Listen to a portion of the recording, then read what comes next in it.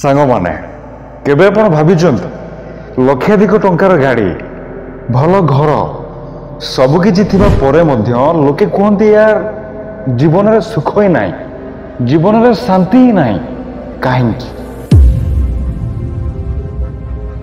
କାହିଁକି ମଣିଷ ସବୁକିଛି ପାଇଲା ପରେ ମଧ୍ୟ ଖାଲି ଅନୁଭବ କରେ? ଆଜି ମୁଁ ଆପଣଙ୍କୁ ସେଇ ସତ କହିବା ପାଇଁ ଯାଉଛି ଯାହାକି ଆପଣଙ୍କ ଜୀବନକୁ କମ୍ପ୍ଲିଟଲି ବଦଳେଇ ଦେବ। So let's start the video. ଜଣେ ଲୋକ ଥିଲା, ନାଁ ହେଉଛି ସ୍ମୃତି ଦାସ। ସ୍ମୃତିକୁ ଲାଗୁଥିଲା କି ଯଦି ଚାକିରି ମିଳିଯିବ ତ ସବୁ ସୁଖ ମିଳିଯିବ। ତ ଚାକିରି ମିଳିଗଲା, କିନ୍ତୁ ଟେନସନ୍ ବଢ଼ିଗଲା। ତାପରେ ସେ ପୁଣି ଭାବିଲା କି ବାହା ହେଇଯିବି ତ ସୁଖ ମିଳିଯିବ। ବାହାଘର ବି ହେଇଗଲା, କିନ୍ତୁ ନୂଆ ନୂଆ ସମସ୍ୟା କ୍ରିଏଟ୍ ହେଲା। ତାପରେ ସେ ଭାବିଲା ଯଦି ଗୋଟିଏ ନୂଆ ଘର କିଣିଦିଏ ତ ମୋତେ ଶାନ୍ତି ମିଳିଯିବ। ତ ସେ ଗୋଟେ ଘର କିଣିଲା, କିନ୍ତୁ EMI ଆଉ ଟେନସନ୍ ତା ରାତିର ନିଦକୁ ଛଡ଼େଇ ନେଲା। ସେଇ ସ୍ମୃତି ଦାସ ପରି ଆଜି ଅନେକ ଲୋକ କାଲି ପଛରେ ଦୌଡ଼ୁଛନ୍ତି। ଯଦି ଏଇଟା ହେଇଯିବ ତେବେ ମୁଁ ଖୁସି ହେଇଯିବି, ଯଦି ସେଇଟା ହେଇଯିବ ତେବେ ମୋତେ ଶାନ୍ତି ମିଳିଯିବ। କିନ୍ତୁ ସାଙ୍ଗମାନେ ସତ ହେଉଛି ଏଇଟା କି କାଲି କେବେ ଆସେ ହିଁ ନାହିଁ।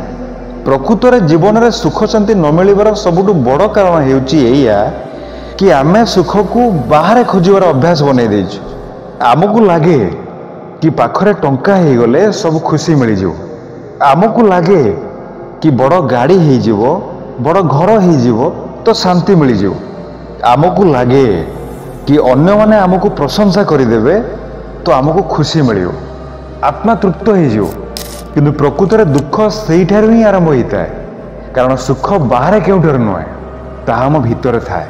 ଟିକେ ଭାବନ୍ତୁ, କାହିଁକି କୌଣସି ସାଧୁ ଯିଏକି ଜଙ୍ଗଲରେ ରୁହେ ସିଏ ସର୍ବଦା ହସୁଥାଏ, ଆଉ କାହିଁକି କୌଣସି ଆରବପତି କୋଟି କୋଟି ଟଙ୍କା ଇନକମ୍ କରିବା ପରେ ମଧ୍ୟ ଡିପ୍ରେସନରେ ରହିଥାଏ? କାରଣ ପ୍ରକୃତ ସୁଖର ରାଜ ହେଉଛି ମନର ଅବସ୍ଥା, ନା କି ପରିସ୍ଥିତିର ଅବସ୍ଥା।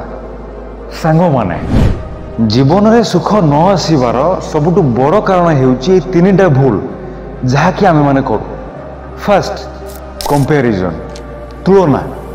ସାଙ୍ଗମାନେ, ଆମେ ନିଜର ଖୁସିକୁ ଅନ୍ୟମାନଙ୍କ ଲାଇଫ୍ ସହିତ କମ୍ପେୟାର କରି ମାରିଦେଉ।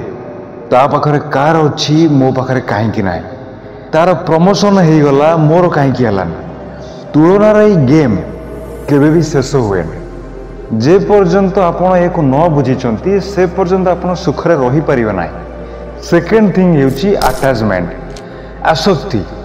ଆମେ ଆବଶ୍ୟକତା ଠାରୁ ଅଧିକ ସବୁ ଜିନିଷ ସହିତ ଚିପକି ଯାଉ, ସମ୍ପର୍କ, ଟଙ୍କା, ଜିନିଷ ଏକ୍ସେଟ୍ରା।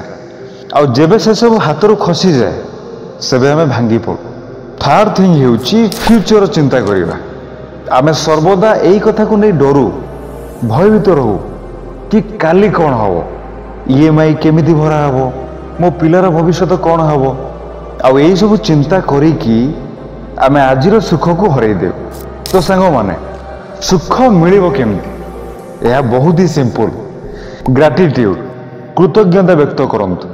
ପ୍ରତ୍ୟେକ ଦିନ ନିଜକୁ ପଚାରନ୍ତୁ କି ଆଜି ମୋ ପାଖରେ ଏମିତି କ'ଣ ଅଛି ଯାହା ପାଇଁ ମୋତେ ଭଗବାନଙ୍କ ପାଖରେ କୃତଜ୍ଞତା ଜ୍ଞାପନ କରିବା ଉଚିତ। ସୁଖ ସେଇଠାରୁ ହିଁ ଆରମ୍ଭ ହୋଇଥାଏ। ପ୍ରେଜେଣ୍ଟ ମୋମେଣ୍ଟରେ ଜିଅନ୍ତୁ। ସାଙ୍ଗମାନେ, କାଲିକି କିଏ ଦେଖିଛି? ଜୀବନ ସର୍ବଦା ବର୍ତ୍ତମାନ ହିଁ ଥାଏ। ତେଣୁ କାଲିର ଚିନ୍ତା ଛାଡ଼ିକି ବର୍ତ୍ତମାନରେ ଜିଇବା ଶିଖନ୍ତୁ। ଦେନ୍ ଲାଷ୍ଟ, ଇନର କଣ୍ଟ୍ରୋଲ। ସାଙ୍ଗମାନେ, ପରିସ୍ଥିତି ଆପଣଙ୍କ ହାତରେ ନଥାଏ, କିନ୍ତୁ ଆପଣଙ୍କ ମନ ଆପଣଙ୍କ ହାତରେ ଥାଏ। ଯେବେ ଆପଣ ନିଜ ବିଚାରକୁ କଣ୍ଟ୍ରୋଲ କରିବା ଶିଖିଯିବେ ସେବେ ସୁଖ ଆପେ ଆପେ ଭିତରୁ ବାହାରି ଆସିବ। ସାଙ୍ଗମାନେ, ମନେ ରଖନ୍ତୁ, ସୁଖ କୌଣସି ଜାଗା, କୌଣସି ଜିନିଷ ଅବା କୌଣସି ବ୍ୟକ୍ତି ନୁହେଁ। ସୁଖ ହେଉଛି ଗୋଟିଏ ମାଇଣ୍ଡସେଟ୍, ଗୋଟିଏ ମାନସିକତା। ଯଦି ଆପଣ ଲାଇଫରେ ସୁଖ ପାଇବାକୁ ଚାହୁଁଛନ୍ତି, ଶାନ୍ତି ପାଇବାକୁ ଚାହୁଁଛନ୍ତି, ତେବେ ଦୁନିଆକୁ ବଦଳାଇବାକୁ ଚେଷ୍ଟା କରନ୍ତୁନି। ବାସ୍ ନିଜ ମନର ଚିନ୍ତାଧାରାକୁ ବଦଳାଇ ଦିଅନ୍ତୁ। ତ ନେକ୍ସଟ ଟାଇମ୍ ଯେବେ ଆପଣଙ୍କ ମନରେ ଆସିବ କି ଲାଇଫରେ ସୁଖ କାହିଁକି ଆସୁନାହିଁ, ସେବେ ନିଜକୁ ଗୋଟିଏ କ୍ୱେଶ୍ଚିନ୍ କରନ୍ତୁ, କ'ଣ ମୁଁ ବାହାରେ ଦୌଡ଼ୁଛି ନା ମୋ ନିଜ ଭିତରେ ଦେଖୁଛି? ଆନ୍ସର ଆପଣଙ୍କୁ ମିଳିଯିବ। ଆଉ ହୁଏତ ସେହି ମୁହୂର୍ତ୍ତରେ ଆପଣଙ୍କ ଜୀବନର ସବୁଠୁ ବଡ଼ ସୁଖ ଆରମ୍ଭ ହୋଇଯିବ। ତ ସାଙ୍ଗମାନେ, ଆଶା କରୁଛି ଆଜିର ଏହି ଭିଡ଼ିଓଟି ଆପଣମାନଙ୍କୁ ବହୁତ ହି ଭଲ ଲାଗିଥିବ, ଆପଣଙ୍କୁ ମୋଟିଭେଟ୍ କରିଥିବ। तेरे यहीपरि पावरफुल मोटिवेशनल वीडियो को देखिया पाई आम चैनल को सब्सक्राइब करी बेल आइकन को प्रेस कर दियंतु। धन्यवाद।